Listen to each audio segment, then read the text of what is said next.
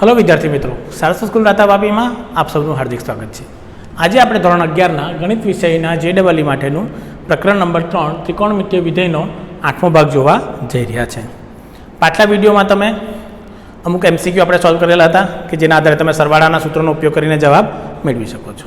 આજે તેનાથી વિશેષ જો મારે કંઈક મેળવવું હોય તો કેવી રીતે મેળવવાનું તેની આપણે ચર્ચા કરીશું। તો હવે જે કિસ્સો મારો આવવાનો છે તે કિસ્સો આવશે गुणित उपगुणित खूणाओं माटेना सूत्र।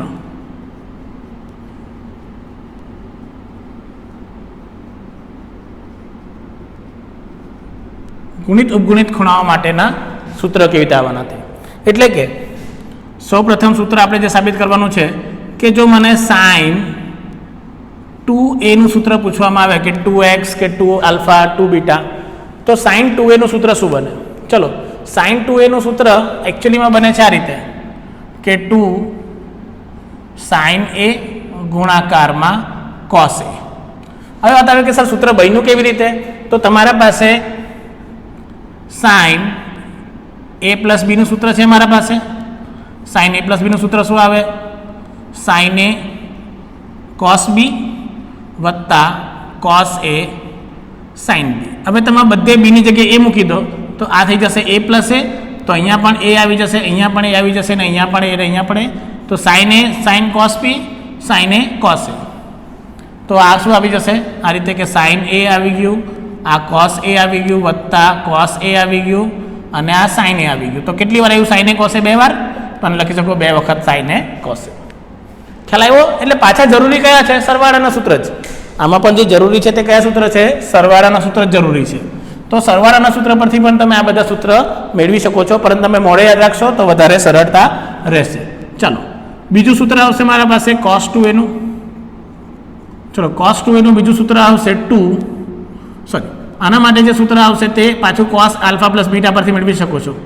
पहेलुं सूत्र आवे cos square a minus sin square a, plus नथी माइनस छे याद राखजो, cos स्क्वेर वत्ता sin स्क्वेर होय तो 1 थई जशे, cos square minus sin square होय तो शुं थई जशे cos 2a। जो फक्त कॉस ना स्वरूप में लखवू हो तो आ लखाय 2 cos स्क्वेर a माइनस 1 और साइन ना स्वरूप में लखवू हो तो 1 माइनस 2 साइन स्क्वेर a। ख्याल आवी गयो के थई जशे। तो आ रीते तमे तेनुं सूत्र मेळवी शको छो कॉस माटेनुं। ते रीते त्रीजुं सूत्र आवशे tan 2a नुं। tan 2a नुं सूत्र मेळवવું હોય तो आ थई जशे तमारा पासे 2 tan a ना छेदमां 1 plus tan square a। tan a 2 tan a ना छेद में 1 प्लस tan स्क्वेर a। तेज रीते जो मारे sin 2a ने tan ना स्वरूप में लखवू हो तो पण लखाय, जेवी रीते आ sin ने आपणे sin cos में लख्युं, cos ने आपणे cos अने sin ना स्वरूप में लख्युं। तो जो मारे आने tan ना स्वरूप में लखवू होय तो आनुं सूत्र आवी जशे 2 tan a ना छेद में 1 plus tan square a। Sorry अहींया माइनस आवशे, सॉरी tan स्क्वेर a। पछी जो cos ने मारे लखवू होय तो आ लखाय 1 माइनस, आ बधा याद रखवाना है, एक बीजामांथी बीजा मळे छे 1 प्लस tan स्क्वेर a। आ सूत्र तमने 12मा धोरणमां पण काम लागशे એટલે याद रखवाना है कि sin 2a ने tan a ना स्वरूपमां केवी रीते लखाय, cos 2a ने tan a ना स्वरूपमां केवी रीते लखाय, tan 2a ने tan a ना स्वरूपमां कई रीते लखाय। हवे आना परथी बहु बधा किस्सा बने। आ बधुं एक्स्ट्रा आवे तमारा पासे, जो कि मने कही दे कि sin 4a ने मारे लखवू होय तो sin 4a ने मैं लखी सकूँ छूँ 2 sin 2a into cos 2a। ते रीते मैंने कही कि sin 6a लखीने आपो तो आने तमे 2 sin 3a into cos 3a लखी शकूँ। ते रीते मैंने कही कि sin 8a लखीने आपो तो तमे तेने 2 sin 4a गुणाकार में cos 4a थाय कई नहीं। जो जेवी रीते 2a है 2 ने केटली वखत गुणो 2 वखत तो 4a थई जाय, तो अहींया पण खूणाओ केटली वार गुणाई गया 2 वखत। 6 लाववा माटे एने केटली वखत गुणવું પડે 3 વડે, तो अहींया બંને ખૂણા કોના વડે ગુણાઈ ગયા 3 વડે। 8a હોય તો તેને કેટલા વડે 4 વડે। તે જ રીતે જો મારે cos 4a લખવું હોય તો આને મેં લખી શકું છું cos square 2a minus sin square 2a આ લખી શકું, અથવા 2 cos સ્ક્વેર 2a માઇનસ 1 અથવા 1 માઇનસ 2 sin સ્ક્વેર 2a। ख्याल आव्यो के थाय एक मांथी बीजा सूत्र बनवाना छे। ते रीते cos 6a आवे तो cos square minus 3a sin square minus 3a। 2 cos square 3a minus 1 1 minus 2 sine square 3a 8a આવે તો અહીંયા 4a આ રીતે ગુણિતમાં જતા જાય સૂત્ર તમારે. તે જ રીતે જો મને ટેનના માટે પૂછવામાં આવે કે tan 4a જોઈએ તો tan 4a ને તમે 2 tan 2a over 1 plus 1 minus tan square 2a લખી શકો. તો આનો ઉપયોગ બીજો ક્યાં થાય તો એના પરથી એક્સ્ટ્રા સૂત્ર જે બનશે તે અગત્યના સૂત્ર તમારા કે અર્ધ ખૂણાઓ માટેના સૂત્ર કેવી રીતે કે જો મને એમ પૂછે કે સાઇન એ ને મારે અડધા ખૂણાના સ્વરૂપે લખવું છે તો સાઇન એ લખાશે 2 sin a/2 cos a/2 અડધો ખૂણો બની ગયો. તે જ રીતે જો મને cos a પૂછવામાં આવે તો cos square a/2 minus sine square a/2 અથવા 2 cos સ્ક્વેર a/2 માઇનસ 1 અથવા તો 1 માઇનસ 2 સાઇન સ્ક્વેર a/2 અને જો મને tan a પૂછવામાં આવે તો tan એને લખી શકું છું 2 tan a/2 છેદમાં 1 માઇનસ tan સ્ક્વેર a/2. તે રીતે અહીંયા પણ થાય કે આને જો લખવું હોય તો એમ પણ લખાય કે 2 tan a/2 minus 1 plus tan square a/2 અને આને શું લખાય cos a ને જો એક્સ્ટ્રા લખવું હોય તો એમ પણ લખાય કે sin a બરાબર 2 tan a/2 1 plus tan square a/2 અને cos a ને જો લખવું હોય તો 1 માઇનસ tan સ્ક્વેર a/2 અને 1 પ્લસ tan સ્ક્વેર a/2 આ રીતે પણ મેં એને લખી શકું છું. ચલો તે જ રીતે મારે હવે અલગ અલગ સૂત્ર મેળવવાના છે તો કેવી રીતે મેળવી શકું તે જુઓ કે આના પરથી અર્ધ ખૂણા પરથી મેં એક બીજું સૂત્ર પણ મેળવીને આપું. કઈ રીતે તે જુઓ કે જો મારે સાઇન સ્ક્વેર એ લખવું છે કોસના સ્વરૂપમાં તો 1 માઇનસ cos 2a ના છેદમાં 2 લખી શકું. કયા કિસ્સા પરથી લખ્યું આના પરથી જુઓ સાઇન સ્ક્વેર બરાબર cos 2a છે આ કિસ્સો cos 2 આ બાજુ 2 સાઇન સ્ક્વેર આ બાજુ ને 2 ચોકડી ગુણાકાર. તે જ રીતે જો મારે cos સ્ક્વેર એ લખવું હોય તો એ લખાશે 1 પ્લસ cos 2a/2. તે જ રીતે જો મારે tan સ્ક્વેર લખવું હોય તો 1 માઇનસ cos 2a છેદમાં 1 પ્લસ cos 2a થઈ જશે. ખ્યાલ આવી ગયો કેવી થઈ જશે. આના પરથી જ જો મારે sin સ્ક્વેર a/2 મેળવવું હોય તો આ લખાય 1 માઇનસ cos a ના છેદમાં 2. cos સ્ક્વેર a/2 મેળવવું હોય તો 1 પ્લસ cos a ના છેદમાં 2 અને tan સ્ક્વેર a/2 મેળવવું હોય તો 1 માઇનસ cos a ના છેદમાં 1 પ્લસ cos a થવું જોઈએ. તો આ બધા કિસ્સાઓ જો મળે તો તમે એકમાંથી મેં કીધું તેમ ઘણા બધા સૂત્ર બનાવી શકો. આ કોના માટે છે 2a માટે છે ને તેના ઉપરથી ગુણિત ઉપગુણિતના સૂત્ર કેવી રીતે બનાવો તે તમે અહીંયા જોઈ શકો છો. તો આ પ્રકારના સૂત્ર તમને કામ લાગે ગુણિત ઉપગુણિતના કિસ્સામાં. ખ્યાલ આવી જશે. ચલો બીજા સૂત્ર જોઈએ, હજુ બાકી છે થોડાક સૂત્ર તેની પણ ચર્ચા કરી લઈએ કે કેવી રીતે તમને જોવા મળશે તે.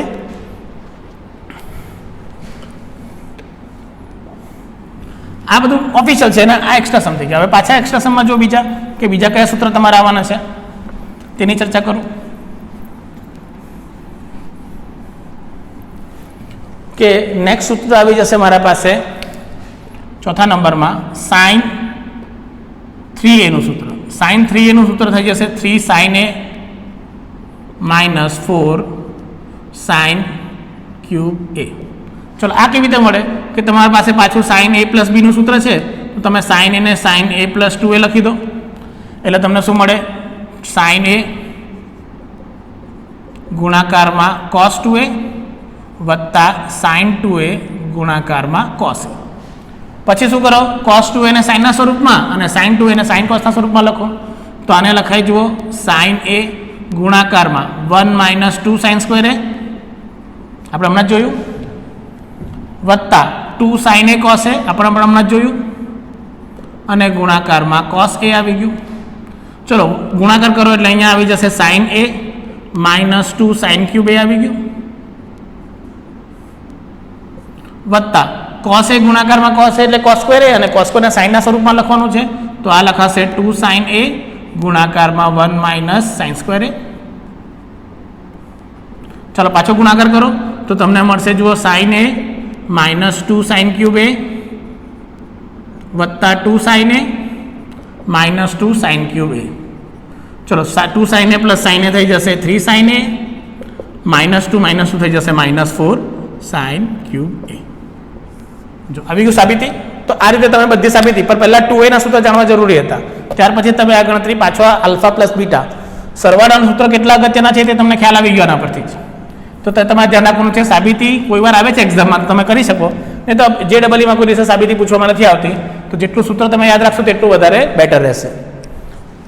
ચલો તે જ રીતે જો મારે પાંચમું સૂત્ર cos 3a માટે મેળવવાનું રહેશે તો શું આવે જો કે cos 3a માટે શું આવશે સૂત્ર? cos 3a માટે મને આવશે 4 cos cube a minus 3 cos a.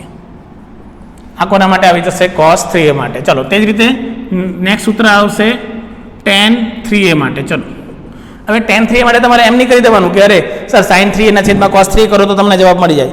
હા મળી શકે એવું કંઈ વાંધો નથી, પણ તમારે સાદુરૂપ એવી રીતે આપવાનું કે તમને સરળતા ઇઝીલી રહે. ચલો તો શું કરીએ? સાદુરૂપ આપી દો.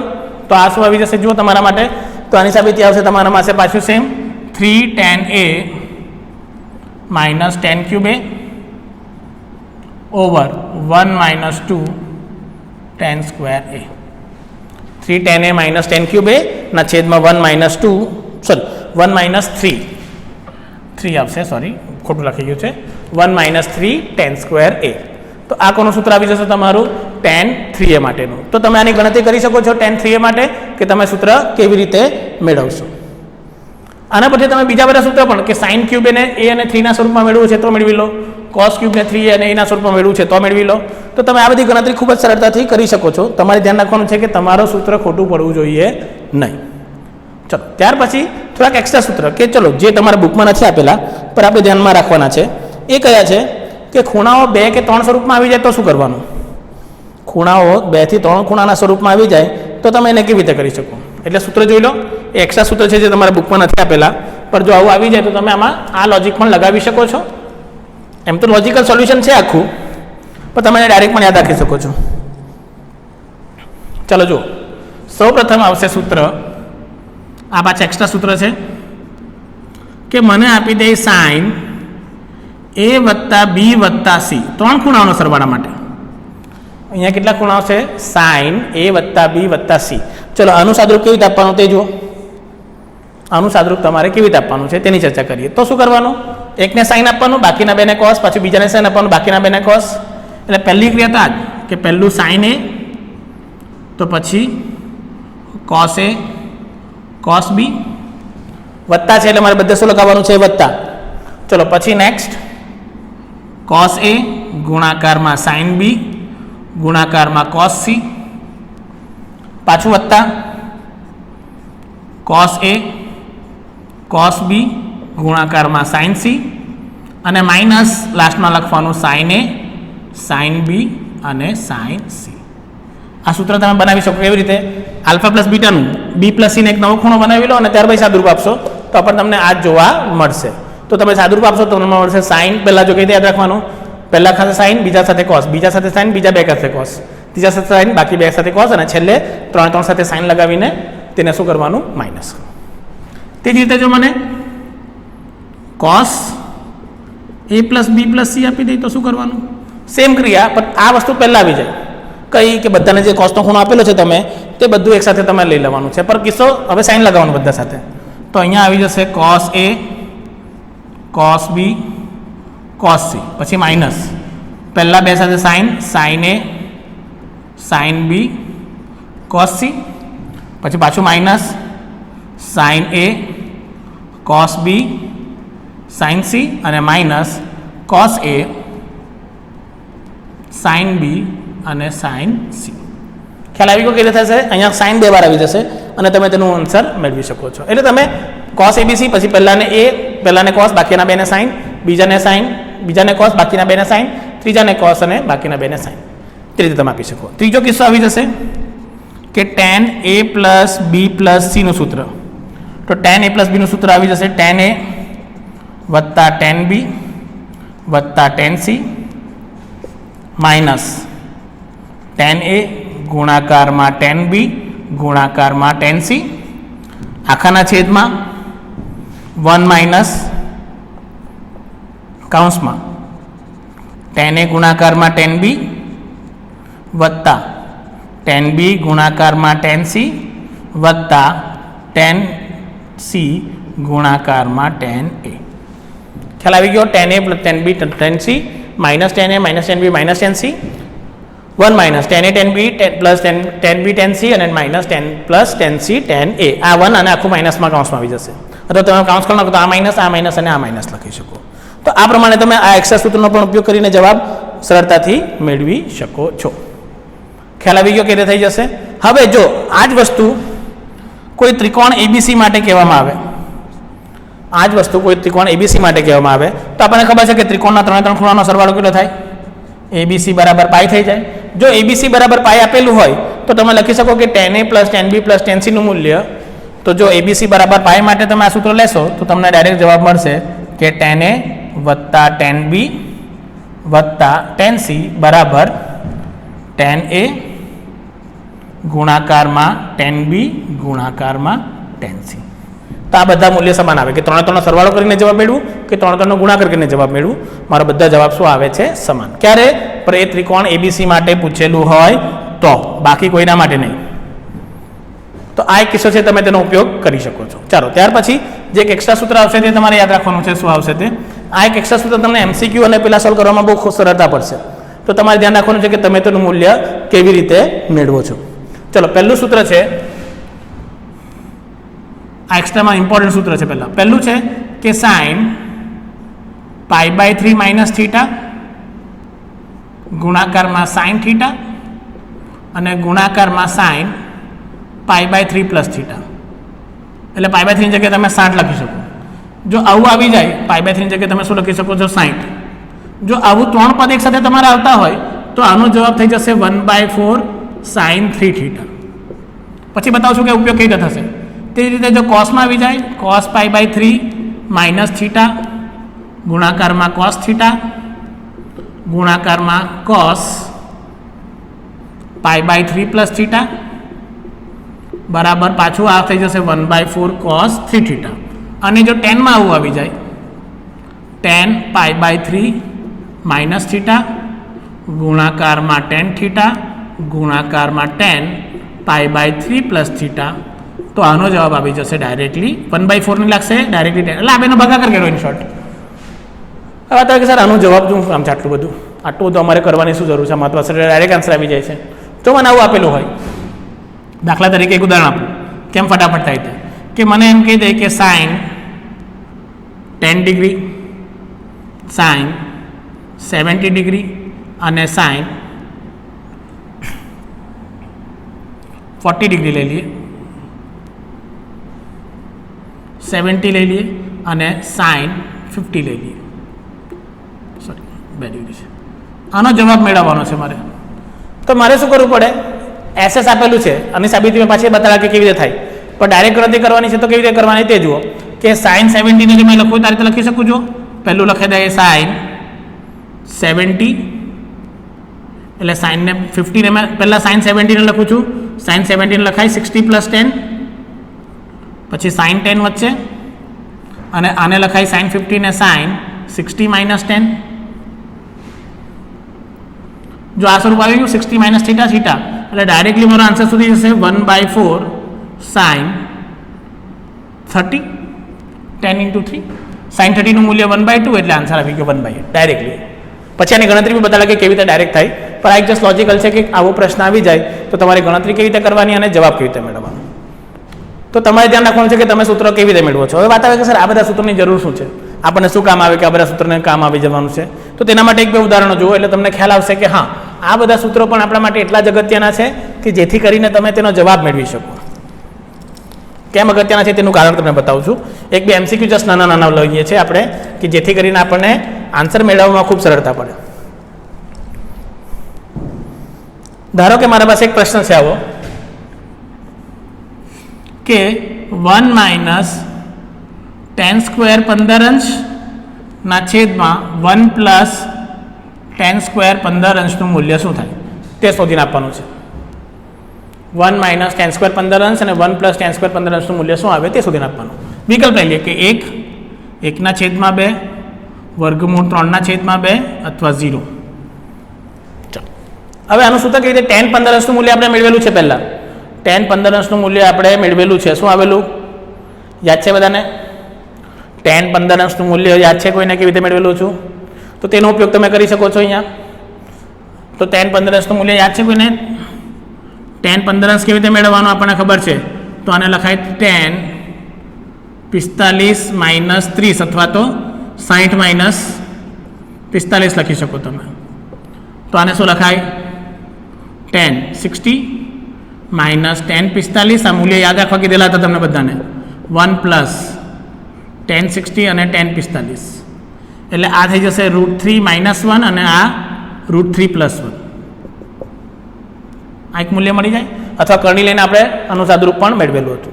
પર જો કેટલી લાંબી ક્રિયા હોય, ટેનમાં તમે આ મૂલ્ય મૂકવાના, વર્ક કરવાના, કરણી લઈને સાદુરૂપ આપવાના, પ્રક્રિયા લાંબી, સમય વધારે જાય. બટ તો આ બધું નહીં કરવું હોય તો મારા પાસે નિત્યસમ હતો, હમણાં જ જોયો આપણે નિત્યસમ. કયો? કે cos